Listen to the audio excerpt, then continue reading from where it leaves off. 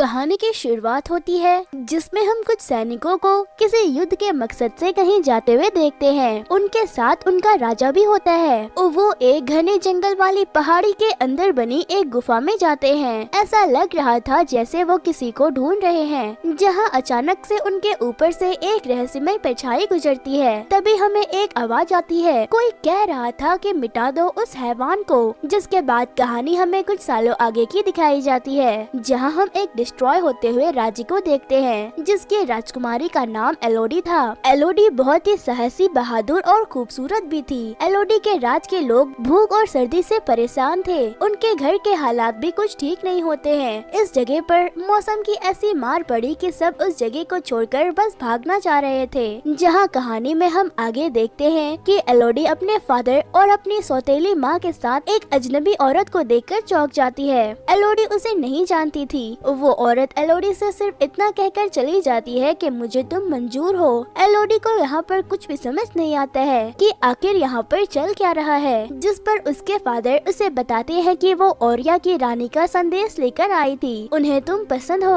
और वो ओरिया के शहजादे के साथ तुम्हारी शादी करना चाहते हैं। एलोडी के फादर इस शादी के प्रपोजल से बहुत खुश थे, क्योंकि उन्हें पता था कि ओरिया एलोडी के बदले में उनके राज्य की काफी मदद कर सकते हैं और सौदा इतना बुरा भी नहीं था। एलोडी के फादर के साथ उसकी सौतेली माँ और उसकी छोटी बहन फ्लोरिया बहुत खुश होते हैं। एलोडी भी अपने राज्य के लोगों के लिए इस प्रपोजल के लिए हाँ कर देती है, लेकिन एक शर्त पर कि वहाँ का राजा नेक और साफदिल होना चाहिए। जिसके बाद वो सब और एलोडी निकल जाते हैं समुद्र के रास्ते उस शहजादे से मिलने के लिए। ओरिया एक खुशहाल राज्य था, जहाँ बहुत धन दौलत थी। यहाँ के मौसम और लोग दोनों बहुत ही ज्यादा खुशनुमा थे, लेकिन इस राज्य में एक ऐसा राज छुपा है जिसको ना तो एलोडी के परिवार वाले जानते हैं और ना ही एलोडी। वो कहते हैं ना, कुछ चीजें दिखने में जितनी सुंदर होती है, उनकी असलियत उतनी ही ज्यादा खौफनाक होती है। ओरिया के शाही परिवारों की शानो शौकत और वहाँ की ऊंची ऊंची मीनारों को देखकर एलोडी का परिवार काफी हैरान था, लेकिन एलोडी को शायद किसी और का ही इंतजार था। वो शहजादे से मिलना चाहती थी। वो उन्हें जानना चाहती थी कि आखिर उसकी शादी जिससे हो रही है वो कैसा दिखता है। जिस घड़ी का उसे इंतजार था, आखिर वो घड़ी आ ही जाती है। एलोडी शहजादे हेनरी से मिलती है। वहीं पर हेनरी की माँ इजाबेल भी होती है, जो एलोडी को देखकर काफी खुश होती है। रानी इजाबेल हेनरी से कहती है कि जाओ एलोडी को अपना महल दिखाओ और मुझे उसके पिता से कुछ जरूरी बातें करनी है।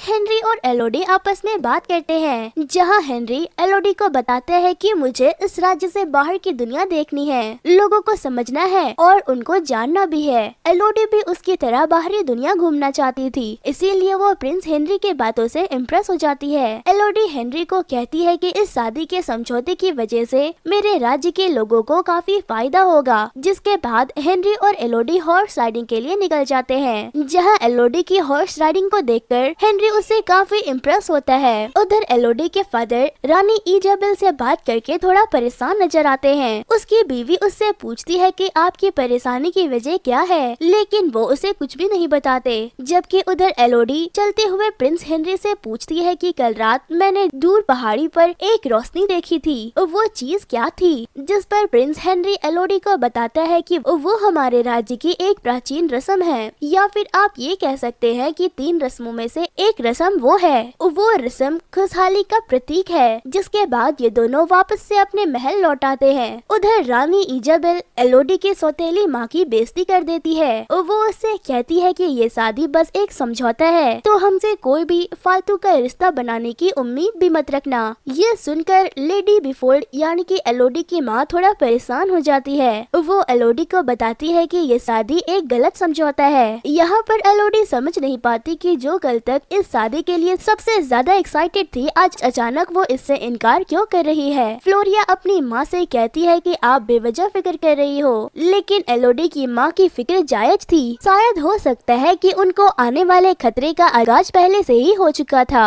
अब हमें अगले दिन का सीन दिखाया जाता है, जहाँ एलोडी को शादी के लिए बिल्कुल एक राजकुमारी की तरह तैयार किया जा रहा था। वो बहुत ही सुंदर लग रही थी और आखिरकार वो पल आ ही जाता है जिसका एलोडी को इंतजार था। प्रिंस हेनरी और एलोडी की शादी कर दी जाती है। अब एलोडी ओरिया की राजकुमारी बन चुकी थी। वो अपने परिवार को अलविदा कहती है, जिसके बाद हेनरी एलोडी को उन्हीं पहाड़ियों पर लेकर जाता है जहाँ उसने उस रात आग जलती हुई देखी थी। हेनरी कहता है कि हमने जिस रस्म के बारे में जिक्र किया था हम वहीं जा रहे हैं, हमें अपने पूर्वजों को इज्जत बख्शनी है। रानी इजाबेल और बाकी के सभी सेंट्स वहीं पर पहले से मौजूद थे जो एलोडी का एक ग्रैंड वेलकम करते हैं। रानी इजाबेल एलोडी को बताती है कि आज की रात बहुत खास है। वो बताती है कि जब हमारे पूर्वज इस द्वीप पर आए थे तो वो यहाँ पर अकेले नहीं थे, क्योंकि यहाँ पर पहले से ही कोई था जो बहुत ही ताकतवर था। वो एक हैवान था जिसने गांव वालों के खून से अपनी प्यास बुझाना शुरू कर दिया, जिसको रोकने जब राजा उसकी गुफा में गए तो उनको एहसास हुआ कि उनकी तलवारें उस हैवान के सामने बेकार थी। उस हैवान ने राजा से एक समझौता किया कि आधी जमीन के बदले तुम मुझे तुम्हारी 3 बेटियां दोगे, जिसके बाद राजा को अपनी प्रजा और उनके भविष्य के लिए इस सौदे को मानना पड़ा। वो कहती है कि हम सालों से इस रस्म को पूरा करते आ रहे हैं। ये सब बातें जानकर और उस जगह को देखकर एलोडी थोड़ा परेशान हो जाती है। रात के अंधेरे में उस सल्तनत पर जो साया मंडरा रहा था उसे एलोडी थोड़ा थोड़ा समझ चुकी थी, जिसके बाद आगे इजाबेल उस रस्म को करना शुरू करती है। वो प्रिंस हेनरी की हथेली पर एक चाकू से कट लगाती है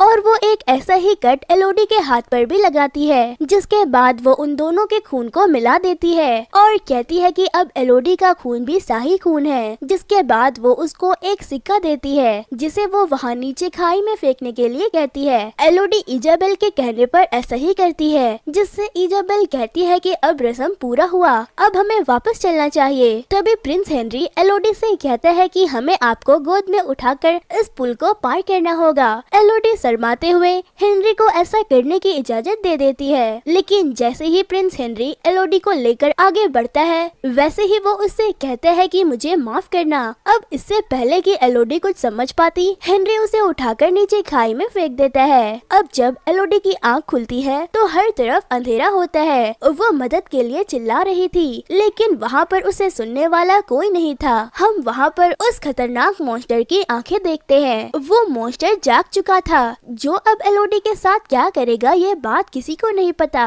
एलोडी वापस ऊपर चढ़ने की कोशिश करती है, लेकिन इसका कोई फायदा नहीं होता। एलोडी वहाँ पर कुछ दूसरी चीजों को भी नोटिस करती है। वो सोचती है कि ये सारी चीजें उसकी नहीं है, बल्कि अब उसे समझ आ गया था कि उन्होंने उसे कुर्बान कर दिया है। लेकिन अभी इससे पहले उसको कुछ और समझ आता, उसे वहाँ से कुछ आवाजें आने लगती है। जहाँ जाकर जब वो देखती है तो उसको वहाँ पर एक चलता हुआ पंछी दिखाई देता है और वो उस पंछी को देखकर बहुत दुखी होती है। लेकिन तभी उसे अंधेरे से अजीब सी आवाज सुनाई देती है और देखते ही देखते कई सारे जलते हुए पंछी उसकी ओर आने लगते हैं। एलोडी बहुत ही ज्यादा घबरा जाती है। तभी उसे वहाँ पर किसी और की आहट का भी एहसास होता है, कोई ऐसा जो उससे बहुत बड़ा और बहुत खतरनाक है। एलोडी के सामने वो मॉन्स्टर खड़ी होती है, जहाँ अंधेरे में से एलोडी को एक आवाज सुनाई देती है। वो मॉन्स्टर एलोडी से उसका नाम पूछती है। एलोडी कहती है कि तुम मुझसे क्या चाहती हो, जिस पर वो बताती है कि मुझसे किया हुआ वादा तुमको पूरा करना होगा, तुम्हें कर्ज चुकाना होगा।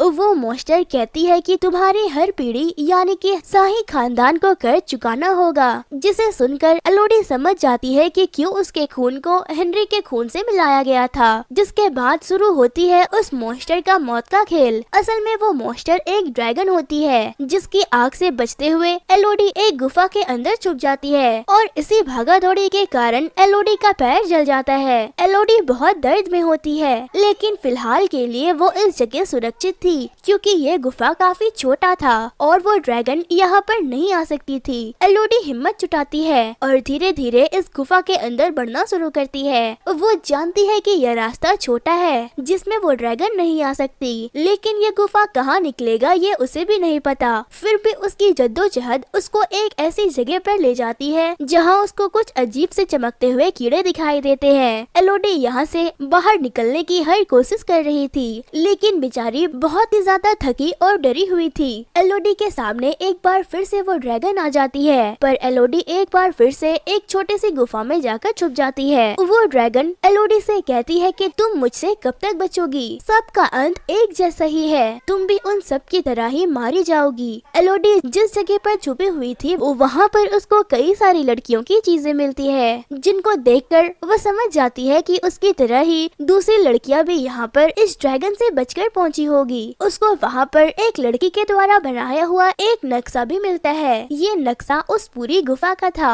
जिसमें अंदर से बाहर निकलने का रास्ता भी था, जहाँ उसको एक क्रिस्टल की गुफा से ऊपर चढ़ के बाहर निकलना था। एलोडी बहुत ही ज्यादा थकी हुई थी, इसीलिए वो वहीं पर सो जाती है। वहाँ पर वो उन सब लड़कियों को महसूस करती है जिन सबको यहाँ पर मरने के लिए भेजा गया था। और जब उसकी आँख खुलती है तो वो देखती है कि वो अजीब से चमकने वाले कीड़े उसकी चोटों को सही कर रहे हैं। जिसके बाद अब एलोडी यहाँ से बाहर निकलने के लिए तैयार थी। वो बचते बचाते उस क्रिस्टल की गुफा तक पहुँच जाती है। एलोडी उन हीरो यानी कि क्रिस्टल की मदद से ऊपर की तरफ चढ़ रही थी, जहाँ पहली बार उसे अंधेरे को चीरती हुई रोशनी दिखाई देती है। एलोडी बहुत ही ज्यादा खुश हो जाती है क्योंकि अब शायद वो उस ड्रैगन से बच गई थी। लेकिन जैसे ही वो बाहर निकलती है उसे समझ आता है कि यहाँ से बाहर निकलना नामुमकिन है। वहाँ उस पहाड़ के ऊपर एक ऐसी जगह थी जहाँ से वो चाहकर भी बाहर नहीं निकल सकती थी। ओलिया का महल और उसके लोग उसके सामने थे, लेकिन उसकी आवाज सुनने वाला वहाँ पर कोई नहीं था। वो उन सभी को आवाज लगाने की कोशिश करती है, तभी वो ड्रैगन बाहर से उड़ती हुई आ जाती है, जो एलोडी से कहती है कि 3 जानें ली गई है, इसीलिए 3 जानें और ली जाएंगी। वो एलोडी को मारने ही वाली थी कि तभी हम देखते हैं कि उस गुफा में कोई एलोडी को जोर जोर से पुकार रहा था, जिसको सुनकर वो ड्रैगन भी एलोडी को छोड़कर वहाँ से चली जाती है। दरअसल वो आवाज एलोडी के फादर की थी, जो उसे बचाने उस गुफा में आ गए थे। उन्हें पछतावा हो रहा था कि उन्होंने चंद पैसों के लिए अपनी बेटी की कुर्बानी दे दी। एलोडी अपने फादर के पास जाने की कोशिश करती है, जहाँ रास्ते में उसको 3 टूटे हुए अजीब से अंडे दिखाई देते हैं, जो उस ड्रैगन के ही थे। वो समझ जाती है कि क्यों वो ड्रैगन शाही खानदान के पीछे पड़ी है। उधर एलोडी के फादर और उनके आदमियों के सामने वो ड्रैगन आ जाती है। एलोडी के फादर जानते थे कि वो इस ड्रैगन से नहीं लड़ पाएंगे। वो एलोडी से माफी मांगते हैं और उससे कहते हैं कि समय रहते तुम यहाँ से भाग जाना। वो ड्रैगन उसके फादर के जरिए एलोडी को बाहर निकलने के लिए कहती है, लेकिन उसके फादर उससे कहते हैं कि चाहे कुछ भी हो जाए तुम बाहर मत आना, जिसका फायदा उठाकर एलोडी वहाँ से निकल जाती है। वो वहाँ से बाहर निकल तो गई थी, लेकिन अभी भी उस ड्रैगन से बची नहीं थी। वो ड्रैगन वहाँ से बाहर निकलकर तबाही मचाना शुरू कर देता है। रानी इजाबेल समझ जाती है कि एलोडी वहाँ से बचकर बाहर निकल आई है। वो बहुत गुस्से में होती है, इसीलिए इजाबेल एलोडी की छोटी बहन फ्लोरिया को अपने साथ ले जाती है उस ड्रैगन को सौंपने के लिए। उधर एलोडी जब अपनी माँ के पास पहुँचती है तो वो उसे बताती है कि उसकी छोटी बहन की जान खतरे में है, इसीलिए एलोडी एक बार फिर से उस ड्रैगन की गुफा में जाने का फैसला करती है। इजाबेल फ्लोरिया को उसी खाई से नीचे फेंक देती है। फ्लोरिया एक छोटी बच्ची है। एलोडी तो उस ड्रैगन से बच गई थी, लेकिन शायद फ्लोरिया का बचना नामुमकिन है। एलोडी अपनी बहन को बचाने के लिए उन्हीं रास्तों पर से चलती हुई उस ड्रैगन के पास पहुंच जाती है। वो ड्रैगन जानती थी कि एलोडी अपनी बहन को बचाने जरूर आएगी। एलोडी वहाँ पर डिस्ट्रैक्शन पैदा करने की कोशिश करती है ताकि वो अपनी बहन के पास पहुँच सके। वो फ्लोरिया के पास पहुँच जाती है, लेकिन तभी वो ड्रैगन उन दोनों के सामने आ जाती है। एलोडी अपने फादर की तलवार उठाकर उस ड्रैगन से लड़ने के लिए तैयार थी, लेकिन इससे पहले वो उसे समझाने की कोशिश करती है कि उन्होंने तुमसे झूठ बोला है। तुमने जिन्हें आज तक मारा है वो शाही खानदान की लड़कियां नहीं थी, और मैं जानती हूँ कि उन्होंने तुम्हारे बच्चे को मार दिया।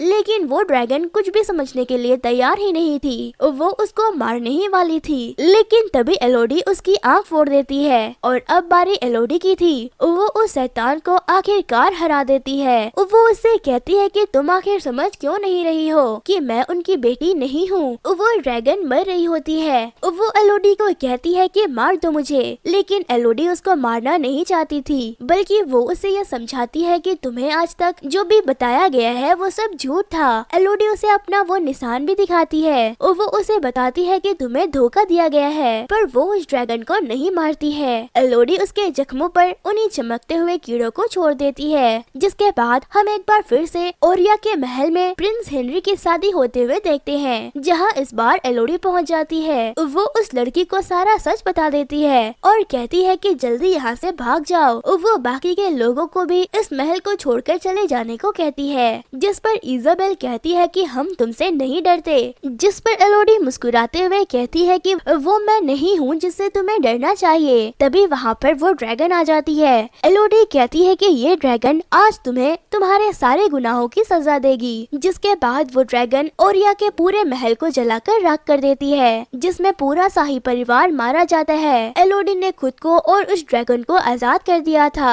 जिसके बाद हम एलोडी, फ्लोरिया और उसकी सौतेली माँ को देखते हैं, जो अपने राज अब वापस लौट चुके थे। अब ये तीनों मिलकर ही अपने राज्य को चलाएंगे और उनकी हिफाजत के लिए वो ड्रैगन उनके साथ होगी। अब वो ड्रैगन एलोडी और उसके राज्य की रक्षक बन चुकी थी। और इसी के साथ ये इंटरेस्टिंग सी मूवी यहीं पर समाप्त हो जाती है। तो दोस्तों, कैसी लगी आपको आज की एक्सप्लेनेशन मुझे कमेंट करके जरूर बताना। फिर मिलती हूँ किसी और